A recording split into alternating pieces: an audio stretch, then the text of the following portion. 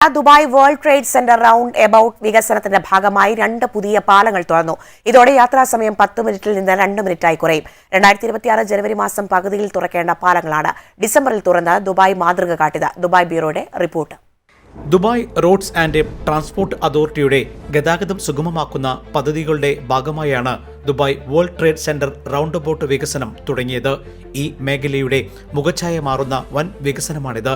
ജുമൈറയിലെ December 2 street മുതൽ Sheikh Rashid street, അൽ Majlis street വരെയുള്ള ഗതാഗതം മെച്ചപ്പെടുത്തുന്നതാണ് ഈ പുതിയ പാലങ്ങൾ. ഇപ്രകാരം പറഞ്ഞ സമയത്തിന് മുമ്പ് പാലം തുറന്ന് ദുബായ് വീണ്ടും മാതൃക കാട്ടി.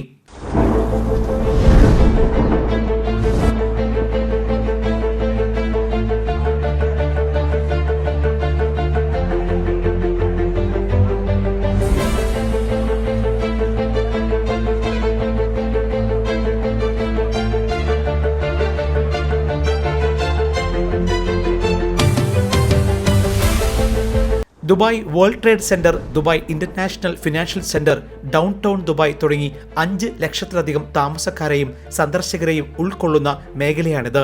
ഷെയ്ഖ് സായിദ് റോഡും ഷെയ്ഖ് ഖലീഫ ബിൻ സായിദ് സ്ട്രീറ്റും ഷെയ്ഖ് റാഷിദ് സ്ട്രീറ്റും ഡിസംബർ 2 സ്ട്രീറ്റും സബീൽ പാലസ് സ്ട്രീറ്റും അൽ മജ്ലിസ് സ്ട്രീറ്റ് എന്നിവയെ ഇനി എളുപ്പത്തിൽ ബന്ധിപ്പിക്കാം. ഇതോടെ യാത്രാസമയം 10 മിനിറ്റിൽ നിന്ന് 2 മിനിറ്റായി കുറയും.